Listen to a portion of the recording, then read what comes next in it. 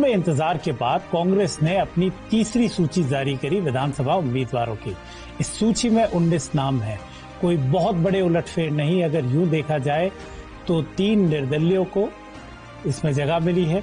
2 बसपा से आए विधायक इस बार कांग्रेस के सिंबल पे लड़ेंगे और भारतीय जनता पार्टी से कल पार्टी में शामिल हुई शोभा रानी कुशवाहा की भी दावेदारी है। इसमें यह समझ नहीं आ रहा कि कांग्रेस में जहां 106 लोगों के नामों पर सहमति बन चुकी थी, 76 नाम कांग्रेस जारी कर चुकी, 30 नाम बचे थे जो कि जारी किए जा सकते थे, पर नाम आए केवल 19 और उसमें भी कोई बहुत ज्यादा बदलाव नहीं हुआ। इस सूची में महेश जोशी और शांति धारीवाल का भी कोई जिक्र नहीं आया। उम्मीद की जा रही थी कि 2 में से शायद एक नाम इसमें आ जाए, पर ऐसा कुछ भी देखने को नहीं मिला। इस लिस्ट में भी कांग्रेस के मुख्यमंत्री अशोक गहलोत की छाप दिखाई देती है। गौर करें तो 3 बातें देखने लायक है इस लिस्ट में। गौरतलब बात यह है कि सहाड़ा की विधायक गायत्री देवी की जगह उनके देवर को टिकट मिली है। केशवराय पाटन में अशोक गहलोत के करीबी सीएल प्रेमी को जगह मिली है। पहले यहाँ पे पायलट के करीबी उम्मीदवार थे और रेवदर से एक नया चेहरा इस सूची में आया है। बाकी सूची बिल्कुल वैसी जिस तरह की उम्मीद की जा रही थी। यह समझ में नहीं आ रहा कि अगर यही सूची निकालनी थी तो भी इतना विलंब क्यों। 30 नाम क्लियर थे, निकले सिर्फ 19। दोस्तों, कल पूरा दिन ईडी और पीसी के नाम रहा। सुबह सुबह ईडी ने 9:30 बजे के करीब जयपुर में दस्तक दी और फिर एक अलग ही सिलसिला शुरू हो गया। 12:30 बजे मुख्यमंत्री अशोक गहलोत ने एक प्रेस कॉन्फ्रेंस करी। दोपहर 2 बजे केंद्रीय मंत्री गजेंद्र सिंह ने दिल्ली में एक प्रेस कॉन्फ्रेंस करी। शाम होते होते एआईसीसी में सचिन पायलट ने भी एक प्रेस वार्ता करी, जहां उन्होंने गोविंद सिंह डोटासरा और वैभव गहलोत को डिफेंड किया। और इसी बीच कांग्रेस के प्रदेश प्रभारी सुखजिंदर सिंह रंधावा ने भी ट्विटर पे एक झड़ी लगा दी ईडी को ब्लेम करने के लिए।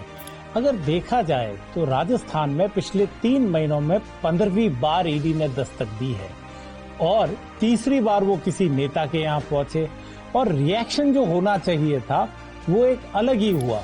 ऐसा लग रहा है कि जो हम अक्सर बात करते हैं, मैंने कई बार बोला है कि कांग्रेस पार्टी के ऑप्टिक्स खराब है। ईडी की इस दस्तक ने कांग्रेस के ऑप्टिक्स कई तरह से ठीक करने का काम भी किया। पहली बार ऐसा हुआ कि सारी पार्टी एक ही सुर में साथ आई, कोई खेमा नहीं दिखा, कोई गुट नहीं दिखा और कांग्रेस के नेताओं ने केंद्र सरकार और उनकी कार्य प्रणाली पर सीधा सीधा निशाना साधा। सब एक दूसरे के साथ खड़े दिख रहे थे। तो जो काम कांग्रेस पार्टी का आलाकमान नहीं कर पाया, ईडी ने वो कांग्रेस के लिए किया। खैर, एक दूसरे पे बयानबाजियां खूब हुई, पर एक बात साफ है, इतनी विजिट्स के बावजूद ईडी वो रिजल्ट्स अभी तक नहीं दे पाई जिसकी भारतीय जनता पार्टी या यूं कहे केंद्र सरकार को आदत सी हो गई है।